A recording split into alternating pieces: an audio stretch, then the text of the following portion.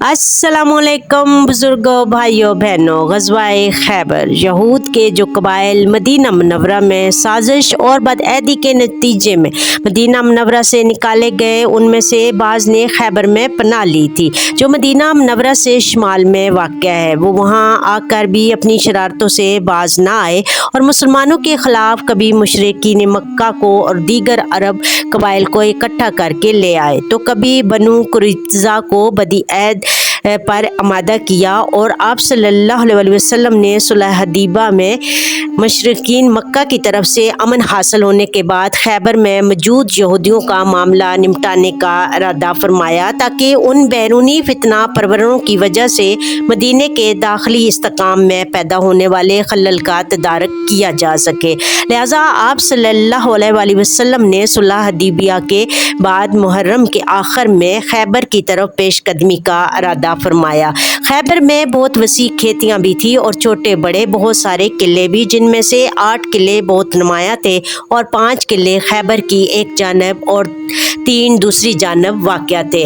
आप सल्लल्लाहु अलैहि वसल्लम खैबर की तरफ 1400 से ज़ायद सहाबा इकराम रिज़वानुल्लाह अलैहिम अजमाइन के साथ रवाना हुए और खैबर पहुँचने से पहले आप सल्लल्लाहु अलैहि वसल्लम ने रात को ऐलान फरमाया कि कल मैं झंडा ऐसे आदमी को दूंगा जो अल्लाह और इसके रसूल से मोहब्बत करता है और अल्लाह के रसूल उससे मोहब्बत करते हैं। सहाबा इकराम रज़ी अल्लाह अन्हा को इस फजीलत के हासिल होने और इस शख्स के बारे में जानने का बहुत इश्तियाक हुआ। जब सुबह हुई तो आप सल्लल्लाहु अलैहि वसल्लम ने जब हज़रत अली रज़ी अल्लाह अन्हा को बुलाया, जिनकी आंखें दुख रही थीं, और आप सल्लल्लाहु अलैहि वसल्लम ने उनकी आंखों में अपना लवाब मुबारक लगाया, जिससे आंखें ठीक हो गईं। फिर उन्हें झंडा अनायत फरमाया और अदायत देते हुए फरमाया, ए अली, अल्लाह की कसम, अगर अल्लाह आपके ज़रिए एक आदमी को भी हदायत दे दे तो आपके लिए सुर्ख ऊँटों से बेहतर है।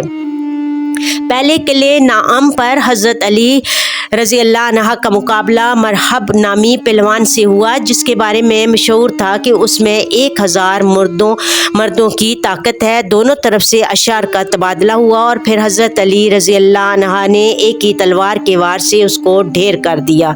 उसके बाद मरहब के भाई यासर को हज़रत ज़ुबैर रज़ी अल्लाह अन्हा ने कत्ल कर डाला और फिर यहूद से भरपूर लड़ाई हुई, जो कई दिन जारी रही। लेकिन यहूद अगले किले साहब में चले गए, जिसे 3 दिन के मुहासरे के बाद फतह कर लिया गया। इसके बाद पे दर पे किला ज़ुबैर, किला अबी, किला नज़ार फतह होता चला गया, जिसके नतीजे में खैबर का निस्फ हिस्सा फतह हो गया। इस अजीम कामयाबी की वजह से हज़रत अली रज़ी अल्लाह अन्हा को फतह खैबर भी कहा जाता है।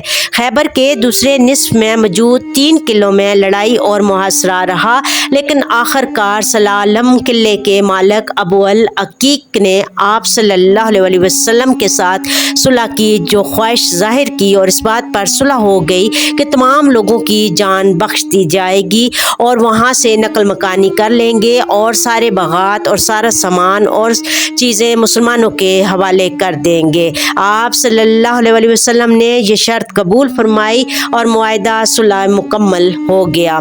अगरचे यहूद ने मुआहदे में नकल मकानी का वादा किया था, लेकिन यहूद ने इसी ज़मीन में रहने और खेती बाड़ी करते रहने की ख्वाहिश का इज़हार किया। मुसलमानों के पास भी खेती बाड़ी करने का इंतज़ाम न था, इसलिए खेती बाड़ी और फल की पैदावार के निस्फ पर खैबर की ज़मीनें और बागात दोबारा यहूदियों के हवाले कर दिए गए। खैबर की ज़मीनों को 3600 हिस्सों में तकसीम किया गया और 1800 हिस्से मुसलमानों और 1800 हिस्से यहूदियों के हिस्से में आए। रसूल अल्लाह सल्लल्लाहु अलैहि वसल्लम ने खैबर का हिस्सा उदीबा वालों में तकसीम किया, जो दर हकीकत सूरह फतह में अल्लाह ताला की तरफ से जल्द माल गनीमत के मिलने के वादे के तकमील थी। खैबर के इस हिस्से की बरकत से मुसलमान आसूदा हाल हो गए और उन्हें माशी तोलंगरी और इस्तेकाम हासिल हो गया।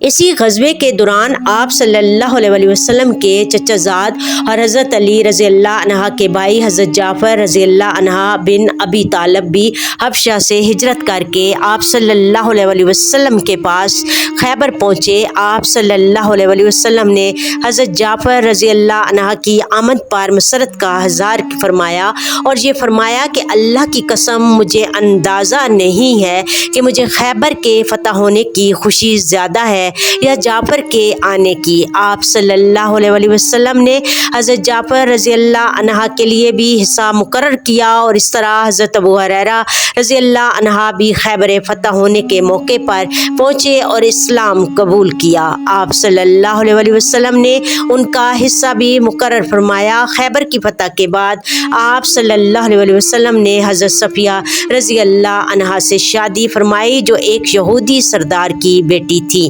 غزوہ خیبر میں تقریباً 19 مسلمان شہید ہوئے اور 100 کے قریب یہودی مارے گئے۔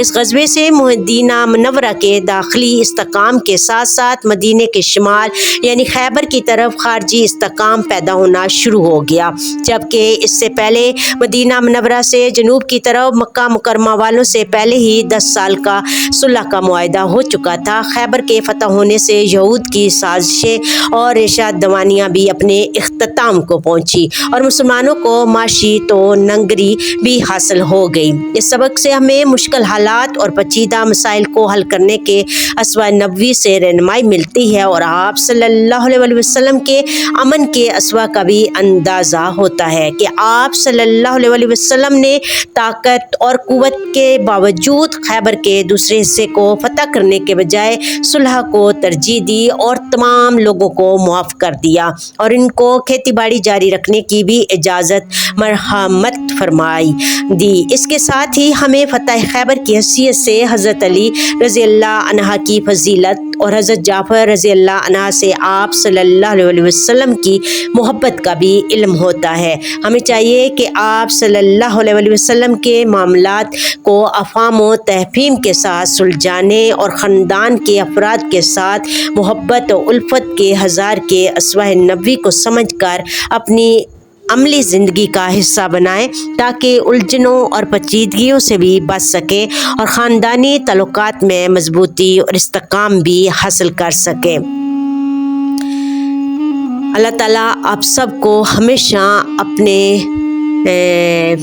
بہن بھائیوں کے ساتھ اپنے والدین کے ساتھ ہنستا مسکراتا رکھے۔ اللہ تعالیٰ آپ کے سارے رشتوں کو قائم تا دائم رکھے۔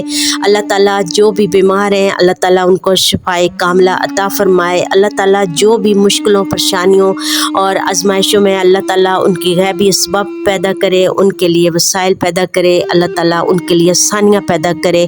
اللہ تعالیٰ آپ سب کو ہمیشہ اپنوں کے ساتھ ہنستا مسکراتا رکھے۔ آمین یا رب العالمین۔ آپ میرے چینل یوزر تبسم کو سبسکرائب، لائک، شیئر کریں۔ تھینک یو، جزاک اللہ خیر کثیرہ۔